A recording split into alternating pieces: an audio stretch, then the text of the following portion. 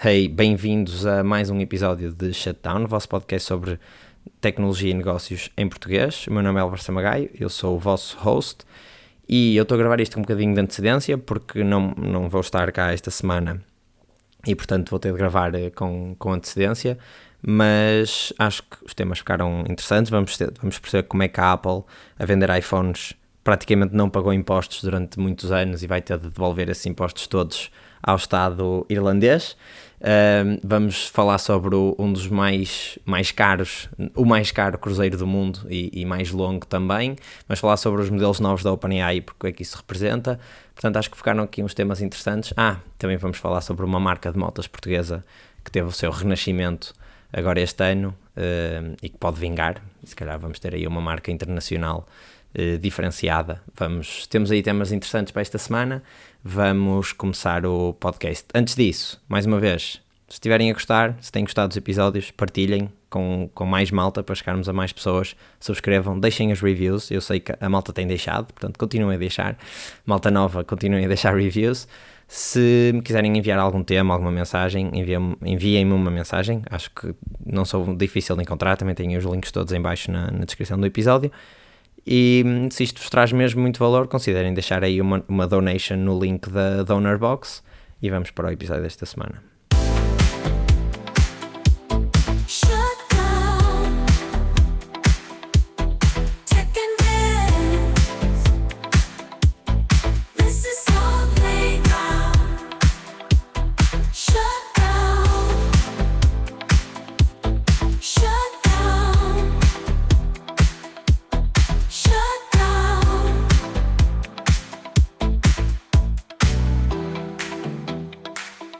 O primeiro tema desta semana está relacionado com um tema que eu já falei até num episódio anterior, e vamos falar da Apple. Não é sobre os iPhones que eles lançaram esta semana, é sim sobre como é que a Apple joga com uma engenharia financeira pelo facto de estar na Irlanda para pagar o mínimo de impostos possível e como é que isso agora deu backfire, entre aspas, e eles vão ter de pagar uma quantidade obscena de dinheiro ao Estado irlandês. Mas pronto, há uns episódios atrás eu falei de como é que a Coca-Cola também perdeu um caso semelhante por estar a fazer uma coisa que se chama transfer pricing, ou pricing transfer, já não me recordo, mas pronto, é uma destas duas, que no fundo é passar lucros de subsidiárias para outras subsidiárias em países em que os corporate taxes são muito mais baixos e, portanto, os impostos que deviam estar a ser pagos nos Estados Unidos estavam a ser pagos, por exemplo, na Irlanda, que é um país que tem o corporate tax muito baixinho. Então, pronto, resumindo, e depois vamos aos detalhes. Basicamente, esta semana, ou há 2 semanas, foi esta semana, a Comissão Europeia, ou o Tribunal da Comissão Europeia, decidiu sobre um caso de 2016 em que o European Court of Justice disse que, ou as pessoas que estavam a processar a Apple neste caso, disseram que a Irlanda fez o que se chamam, entre aspas, sweetheart deals, portanto, condições especiais de impostos, ou seja, para além de já terem um imposto de Estado muito baixo, ainda deram condições especiais a algumas empresas multinacionais para conseguirem atrair as suas sedes para o seu país, neste caso para a Irlanda. E, portanto, este processo começou em 2016 e dizia que a Apple tinha fugido ao fisco ilegalmente, por causa destes sweetheart deals, em 13 mil milhões de euros, desde que está instalada na Irlanda. O que aconteceu foi que, efetivamente, esta semana houve a decisão final. Em 2020 houve a decisão que a Irlanda podia continuar a operar, ou a Apple que era tudo legal neste caso, mas esta semana eles voltaram atrás nessa decisão e, portanto, basicamente a Apple vai ter de pagar 13 mil milhões de euros em back taxes, portanto, impostos com retroativos, ao Estado irlandês. O Estado irlandês, que este ano até já vai ter, ou espera-se que tenha um excedente no seu orçamento de cerca de 8 mil milhões, ou aliás 8,6 mil milhões de euros, mais estes 13 mil, portanto, de repente têm imenso dinheiro e isto é um problema para o Estado, porque eles não sabem como gastar, em que gastar. É uma coisa que põe muita pressão sobre as decisões que eles vão fazer, ou seja, às vezes mais vale não ter dinheiro porque há uma desculpa para não se poder fazer algumas coisas. Neste caso, é tipo, olha, não estás a fazer porque não queres, porque há dinheiro. O que o governo vai fazer, provavelmente, é guardar, ou seja, há de investir uma parte desse dinheiro e guardar uma parte para pension funds, portanto, para reformas futuras,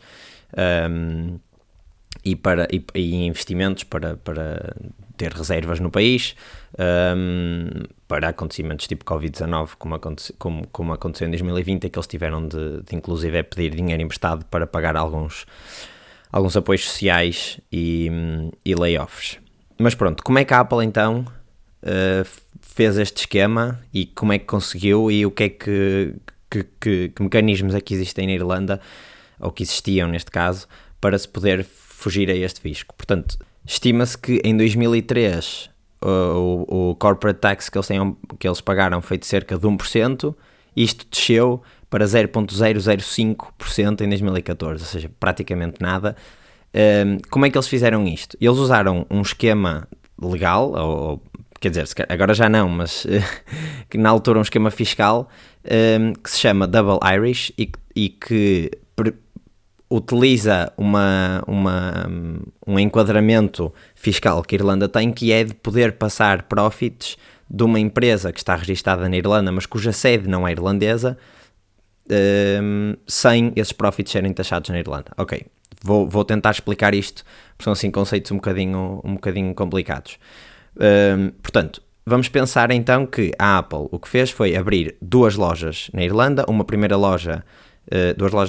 duas empresas na Irlanda, uma primeira empresa que controla as vendas e as operações da Apple no resto do mundo, tirando os Estados Unidos. Tudo aqui é tirando os Estados Unidos. Os Estados Unidos, eles atuam independentemente. Mas pronto, essa primeira empresa controla tudo que são operações e vendas, vamos pensar, de telemóveis do mundo todo, e depois uma segunda empresa que detém a propriedade intelectual e as licenças de software e etc. para todos os dispositivos e tudo que a Apple vende.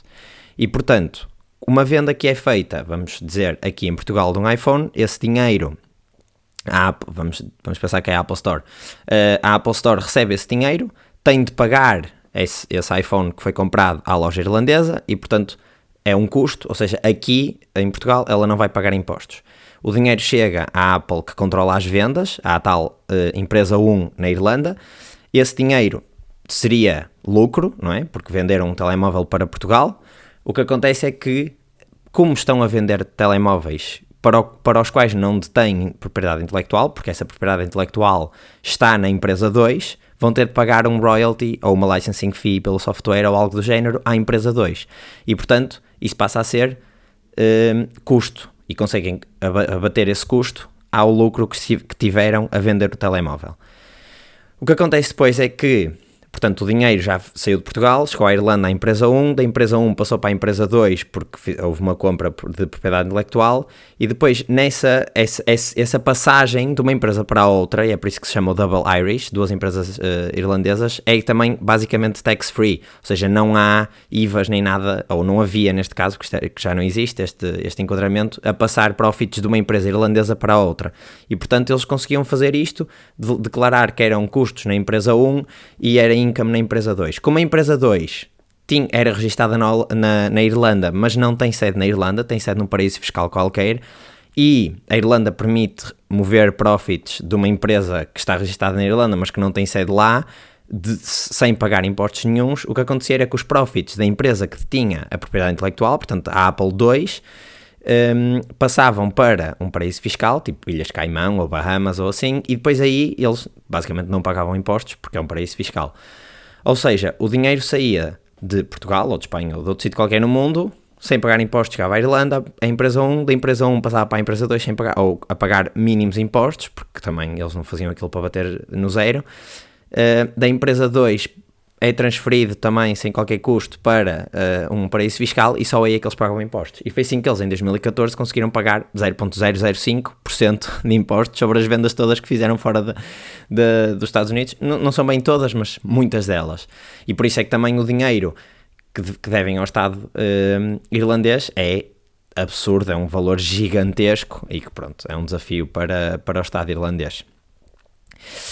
Isto, que era o Double Irish, acabou em 2015 ou 2016 porque a União Europeia também começou a fazer alguma pressão, porque sendo uma união não é muito, ou não é visto como muito justo que as empresas possam fazer uma corrida até imposto zero para fixarem as sedes das grandes multinacionais, que é isso que no fundo faz a Irlanda, porque é um país que tem políticas fiscais muito liberais, ou por exemplo o Luxemburgo, mas já vamos falar sobre qual é que foi o impacto disso para o país, e portanto acabou nesse ano e a Apple teve de fazer uma reestruturação, acabou com este esquema das duas empresas e passou só a sua sede para a Irlanda, a sua sede europeia para a Irlanda, e por causa disso, ou atribuída a isso pelo menos, e atribuída a muitas outras empresas também fazerem o mesmo, principalmente grandes multinacionais americanas, o PIB da Irlanda nesse ano, em 2015, aumentou 26%, portanto foi uma loucura. Há um termo que o economista que ganhou o Prémio Nobel, que é um dos economistas que ganhou o Prémio Nobel, que é o Paul Krugman, coined, não me estou a lembrar agora do termo em português, que se chama Leprechaun Economics, Leprechaun por causa lá dos duendes que encontraram o ouro no fundo do arco-íris. Por exemplo, no final de 2017, ou seja, em 2018, o crescimento da economia foi de cerca de 7,8%, é dos países que mais cresce, pelo menos em PIB, do mundo. Estima-se que um quarto destes 7,8% tenha sido atribuído só à venda de iPhones no resto do mundo. Ou seja, a relevância de ter uma empresa tão grande no país é efetivamente uma loucura neste caso. Mas o que é que isto representa na verdade para a Irlanda? O que é que este crescimento gigantesco do PIB representa na verdade? Primeiro, isto está claramente inflacionado por vários motivos. Porque esta empresa acaba por não pagar os impostos que deve, quer dizer, agora vão receber imenso dinheiro, mas acaba por não pagar os impostos que deve, e como não paga os impostos que deve, acaba por não contribuir tanto para o dia-a-dia. Mas por outro lado, o facto de terem multinacionais, e tem muitas, por exemplo, das maiores 20 empresas na Irlanda, 14 são multinacionais, empregam 23% do labor force do setor privado e pagam cerca de 80% dos impostos, dos corporate taxes, portanto impostos a empresas, ou IRC, entre aspas, lá. Ou seja, a economia deles é mesmo muito baseada em atrair multinacionais estrangeiras e depois tentarem usufruir do facto de terem lá as multinacionais. Porque, efetivamente, estas empresas também vão ter salários maiores e vão pagar melhor às pessoas que trabalham lá. E isso faz com que o custo de vida na Irlanda também seja muito mais alto do que o custo de vida no resto da Europa. Para ser mais preciso, o custo de vida é mais alto em cerca de 25% da média europeia. Como o PIB não era uma medida que representava efetivamente a economia irlandesa, eles propuseram uma nova medida, que é o GNI, que é o Growth National Income, ou seja, no fundo é tentar expurgar todas estas empresas multinacionais ou o efeito delas no crescimento do PIB, e portanto este GNI acaba por estar mais ou menos 40% abaixo do valor do PIB, ou seja, significa que 40% da economia irlandesa acaba por estar representada por estas empresas, ou 40% da produção da economia irlandesa acaba por estar representada por estas empresas multinacionais. E se usarmos este GNI em vez do PIB para calcular a prosperidade da Irlanda na União Europeia, ela vem em 12º lugar, ou seja, muito diferente dos primeiro ou segundo lugar de crescimento de produto interno bruto que se vê por causa destas empresas. Fica atrás de países como o Reino Unido, os países nórdicos, a Áustria, Bélgica, França, Alemanha, Itália, Holanda e, obviamente, o Luxemburgo, que está sempre lá em cima. Portanto, estes rankings acabam por ser um bocadinho inflacionados, ou seja, não representam de facto a vida das pessoas, mas existem coisas boas, lá está, porque os salários são melhores, o crescimento da economia, apesar de tudo, tem sempre algum trickle-down para as empresas que lá vivem, e portanto as pessoas acabam por ter uma vida melhor, e ainda assim foi a maneira que eles tiveram de se conseguirem tornar uma economia competitiva, talvez sem os recursos materiais que lhes faltam, ou de uma forma relativamente rápida, porque eles tiveram um crash. O crash de 2008 na Irlanda foi muito sentido. E isto traz outras vantagens também, porque depois entram aqui algumas engenharias financeiras que usam métricas que, lá está, neste caso da Irlanda, estão inflacionadas para seu proveito. O que é que isto significa? Por exemplo, um dos fatores que os bancos internacionais usam para medir o risco de crédito, e portanto esse risco de crédito está relacionado depois com as taxas de juros que são pagas sobre esse crédito, é a taxa entre o PIB e a dívida, ou neste caso o rácio entre a dívida do país e o PIB. E a Irlanda tem esse rácio muito, muito baixo, porque o PIB é muito inflacionado e a dívida, ou seja, como não é um país com muitos gastos sociais, é um país altamente liberal, portanto quase tudo privado, acaba por ter uma dívida muito baixa. Isto faz com que eles consigam pedir dinheiro emprestado com taxas de juros muito mais baixas e muito mais interessantes para o país do que o resto dos países da União Europeia. Só para ilustrar, a Irlanda espera-se cujo o rácio entre a dívida e o PIB esteja abaixo dos 70% este ano, enquanto que Portugal, por exemplo, o ano passado ficou nos 99%, que isso até foi notícia, gozaram muito com isso, principalmente o Ricardo Araújo Pereira gozou muito com isso. Este ano já subiu ligeiramente para 100,4%, ou 100,4%, ou seja, eles fazem aqui alguma engenharia que lhes permite chegar a estes valores. O que é que nem tudo é bom também, porque esta é uma das métricas, ou esta métrica também é usada para calcular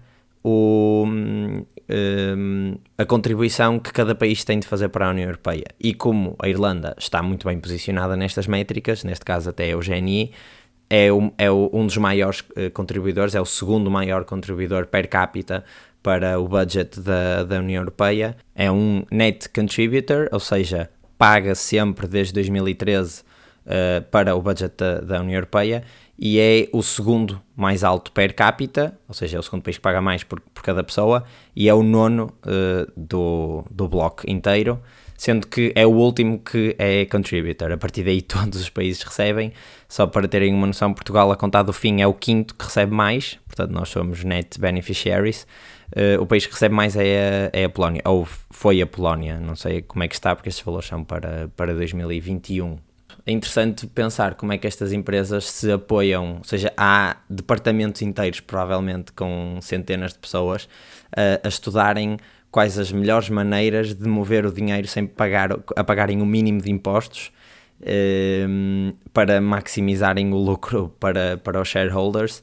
E é interessante ver que eles efetivamente encontram estes esquemas e depois as empresas vão todas atrás, ou seja, a Apple não é a única que está dentro deste grupo de empresas que tirou proveito deste Double Irish. Entretanto, apareceram outros esquemas, todos eles têm assim meio nome ligados a leprechauns ou a whisky, porque pronto, Irlanda. Mas lá está, Facebook, Amazon, Google, todas elas se apoiaram destes esquemas para fugirem ao máximo, ou seja, para atuarem no mais próximo da ilegalidade fiscal possível, mas ainda do lado legal, e pagarem o mínimo de impostos. Mas pronto, vamos ver como é que agora a Irlanda usa este dinheiro todo que tem, os 13 mil milhões mais os 9 de excedente orçamental. Vai ser um desafio, mas não é um mau desafio. Portanto, é isso. Vamos ver. No mundo da inteligência artificial, a OpenAI, que é o maior contender, lançou 2 modelos novos. Um que se chama O1 Preview, ou O1 Preview, e o outro que se chama O1 Mini. Portanto, que na verdade é uma versão mais pequena, mais leve, mais rápida deste Preview. Qual é que é a relevância destes modelos novos e porque é que eles lançaram estes modelos novos e porque é que se chamam assim? Ponto número 1, eles não se chamam GPT-O1 ou GPT-4 ou whatever, eles chamaram-lhes OpenAI O1 Preview, ou seja, o nome é relevante neste caso, porque isto são os primeiros modelos que incorporam mais capacidade de reasoning. uma das críticas que se tem feito a estes modelos de LLMs e de inteligência artificial é que não tinham muita capacidade de responder a questões complexas, principalmente quando isso envolvia combinar vários temas e tirar conclusões a partir daí. Ou seja, coisas que não eram óbvias, e é isso que nós seres humanos fazemos, é relacionar conceitos para criar novas hipóteses. Estes modelos não sabiam, eles eram ótimas máquinas de repetir conhecimento, mas não eram ótimas máquinas a levantar hipóteses novas, a levantar problemas e talvez a levantar soluções ou possibilidades de teses para depois serem comprovadas para estes problemas.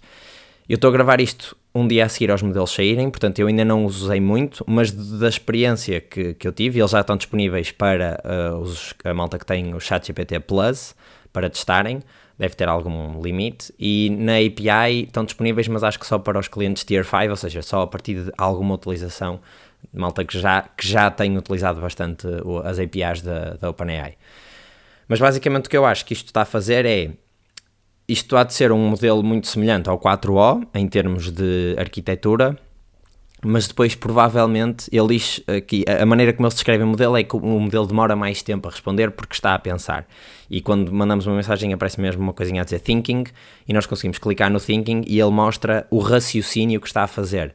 E o que me parece é que provavelmente dentro do modelo eles devem ter dado indicações para ele conversar com ele próprio e chegar a conclusões, ou seja, desafiar o modelo, ter ali uma conversa com ele próprio. No fundo o que nós fazemos quando estamos a pensar, não é? Será que não sei o quê? E depois vamos construindo ali um mapa mental do raciocínio que queremos ter até darmos uma conclusão, até chegarmos a uma hipótese nova.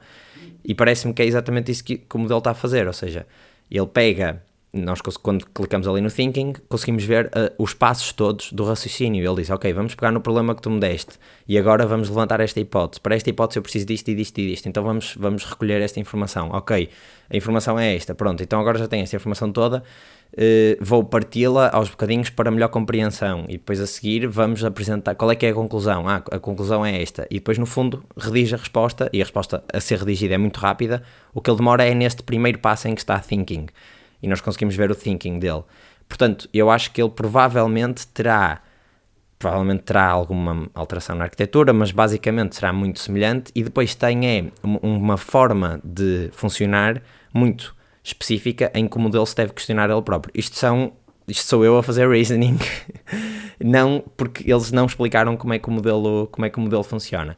Eles só deram alguns benchmarks, isto, por exemplo, a resolver problemas das Olimpíadas de Matemática, o GPT-4 resolvia apenas 13% dos problemas, enquanto que este resolveu 83% destes problemas. Também em coding vai ser muito mais capaz, e parece-me que não é que ele saiba mais linguagens ou saiba melhor as linguagens, simplesmente ele vai ser capaz de perceber melhor os problemas e desafiar-se ele próprio e perceber, isto não está a funcionar, ou se calhar a primeira resposta não é a melhor, então vamos repetir a resposta.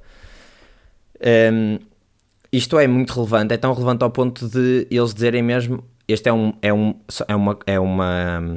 um grupo, um set de modelos completamente distinto, e portanto nós quisemos fazer reset à contagem, e daí não ser o GPT-4 nananã, é o OpenAI O1, e portanto eles fizeram reset. Este é o primeiro, ele chama-se O de Omni Model, mas na verdade ainda não é, ou seja, ainda não tem essas capacidades, porque isto ainda é meio um beta, estão a deixar de testar o modelo.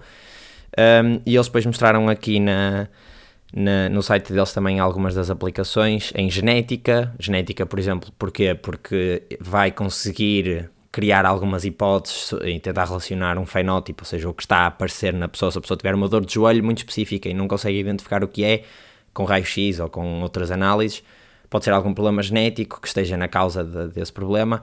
E portanto eu estou aqui, ou seja, não levem isto completamente literal, estou só aqui a explicar como é que ele pode fazer isso. E portanto ele consegue, utilizando a informação que tem sobre a informação genética, consegue relacionar as duas coisas de alguma forma e levantar algumas hipóteses que depois têm de ser testadas, obviamente, em laboratório pelos cientistas, mas é uma ajuda a acelerar naquele primeiro passo entre ler muitos artigos, encontrar ali 2 ou 3 padrões e depois pegar nesses padrões, criar hipóteses e depois ir testar as hipóteses. E, portanto, acelera muito este primeiro passo e os cientistas vão conseguir chegar ao passo de testar as hipóteses muito mais rápido. Também dão exemplos em economics, portanto, como é que uma policy afeta isto, ou seja, como é que uma policy pública, uma política pública qualquer afeta o desenvolvimento de X, mas tenha atenção que neste país em que eu quero saber isto, também há uma outra política que defende isto e os impostos são assim e assado, e portanto ele vai conseguir utilizar toda esta informação, todo este contexto para decidir melhor ou para apresentar melhores respostas. Computação, Quantum Physics, ou seja, basicamente provavelmente terá utilizações menos cotidianas e mais científicas ou tecnológicas ou técnicas, e eles dizem mesmo isso na página. Para a malta que quer só umas respostas rápidas, usem o 4O porque é mais rápido, não tem a parte de pensar. Portanto, vai ser muito mais rápido, o conhecimento está lá, é o mesmo, simplesmente ele não vai ter de tentar relacionar conceitos que não necessita, porque é uma pergunta fácil. E eles estão a planear, não disseram quando, de trazer o O1 Mini, que é uma versão um bocadinho menos capaz, mais rápida, etc. Eles fazem sempre isto, para os free users com limites. Vamos ver, deve demorar ainda se calhar umas semanitas até eles disponibilizarem isto. Mas isto, no fundo, será o início de... o que se vê é que estes modelos já chegaram se calhar a um platô de capacidade, ou seja, o facto de eles já terem imenso conhecimento e pronto, podem ter mais conhecimento, mas as capacidades de escrita não vão ser muito mais melhoradas pela maneira como os modelos funcionam. E há muita gente que defende que efetivamente o General AI, ou seja, a inteligência artificial geral, a AGI, no fundo, Artificial General Intelligence, não será com estes modelos, porque isto no fundo são modelos de texto, não é? E portanto, este O1, o que deve fazer é uma amálgama de modelos mais bases de dados, mais uma nova atuação, mais uma maneira de treinar provavelmente diferente, em que põe dois modelos a treinar um contra o outro. Há algumas aplicações que funcionam assim, geração de imagem, algumas funcionam assim, ou seja, metem dois modelos a treinar, a desafiarem-se um ao outro, até convergirem, e portanto eu acho que vai muito mais provavelmente por aí, numa combinação de coisas, do que propriamente em, mais dados, maiores, modelos maiores. Isso vai acontecer, claro, agora quando sair o GPT-5 vai ser muito maior, não é? Mas eu acho que depois eles vão pegar, eles próprios dentro da OpenAI, da Google, etc., vão pegar nestes modelos e vão testar novas abordagens, novas maneiras de treinar, que representem melhor a maneira como o cérebro humano funciona, até chegarem a outro platô, e portanto vão ter de pensar noutra maneira, e etc. Mas sim, eles apresentam isto como sendo uma nova era. Foi apresentado com uma press release, não houve propriamente um keynote como houve para o 4O, ou seja, foi assim um bocadinho out of nowhere.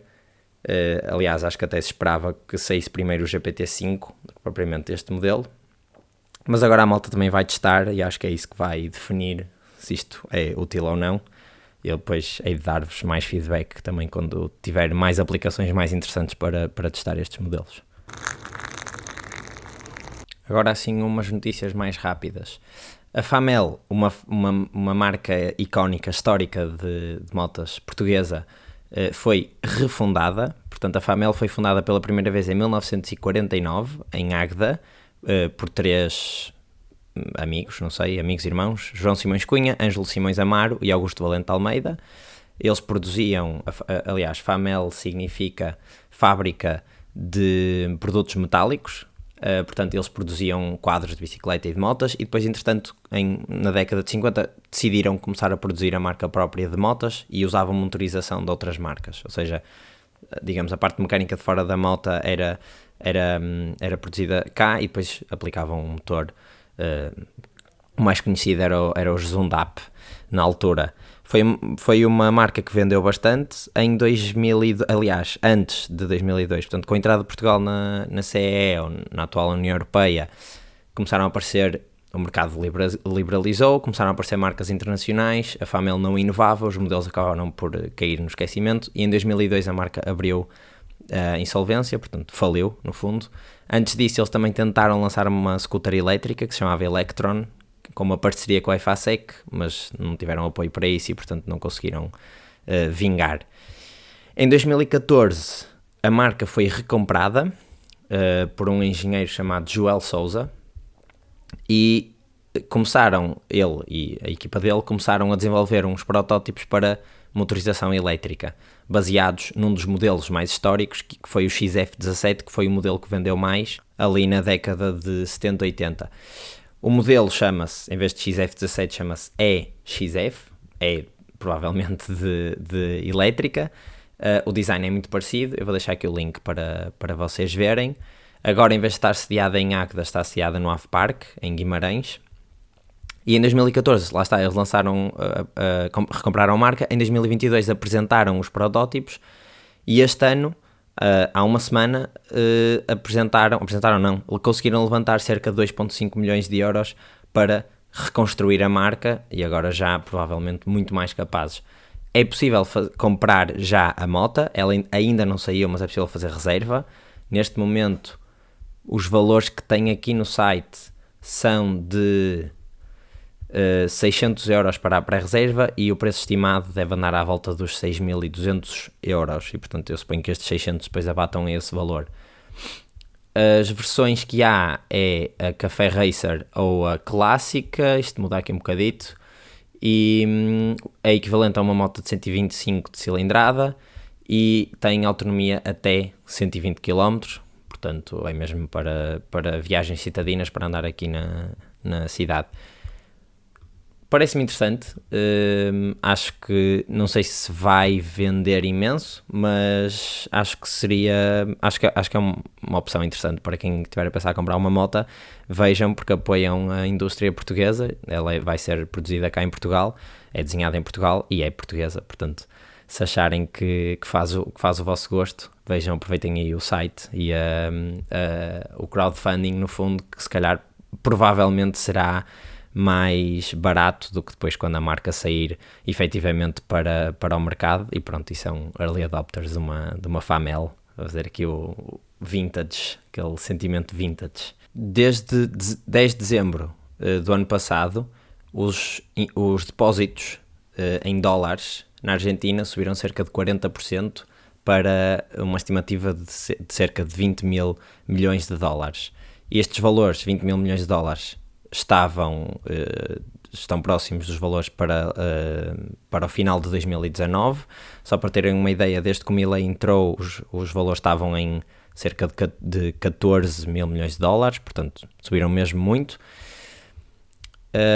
Porquê é que as pessoas foram depositar outra vez os seus dólares e porquê dólares na Argentina? A economia argentina funciona a pesos, mas uma proposta do Javier Milei é dolarizar a economia, é uma coisa que se tem visto em algumas destas economias mais fracas, e as pessoas, como o dólar é muito mais estável, mantêm muitas das suas poupanças em dólares, mas não as mantêm no banco para não serem taxadas, ou seja, as pessoas basicamente recebem o dinheiro e acabam por guardá-los em cofres ou debaixo do colchão ou assim. E estima-se que haja cerca de 204 mil milhões de dólares guardados na economia argentina. O máximo que já houve depositado foi em agosto de 2019, cerca de 32 mil milhões. E lá está, isto é muito comum porque há muita volatilidade no peso argentino, o dólar é muito mais seguro, muita gente aceita dólares como forma de pagamento lá e, portanto, as pessoas acabam por guardar os dólares. O que acontece é que o Milei prometeu que ia haver, e agora efetivamente houve, uma amnistia fiscal e, portanto, os depósitos até 100 mil dólares são tax-free e a partir daí pagam 5% de imposto. Isto tem de ser feito até março de 2025, a partir daí depois os impostos serão mais altos, mas no fundo é uma maneira de forçar a que estes dólares voltem a entrar na economia, que possam ser rastreados e que possam ser aplicados em investimentos e etc, em vez de estarem só guardados a desvalorizar, por causa da inflação na verdade, mesmo dólares acabam por sofrer um bocadinho da inflação, e portanto pode ser uma medida que, apesar de dar uma borla fiscal a toda a gente, ou pelo menos a quem tem mais dinheiro, pode ter depois os seus retroativos mais à frente, vamos ver, com o Milley tudo é um bocado incerto, é assim um bocadinho aleatório, mas vamos tentar perceber o que é que ele está a fazer aqui na economia e ver se isto vai levar a uma melhor qualidade de vida para os argentinos, porque no fundo é isso que interessa, e não só se pagam mais ou menos impostos, na verdade.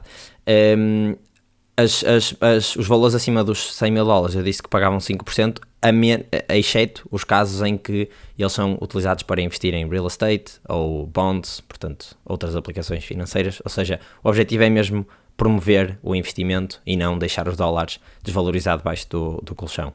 Acabou agora um dos cruzeiros mais longos e mais caros da história.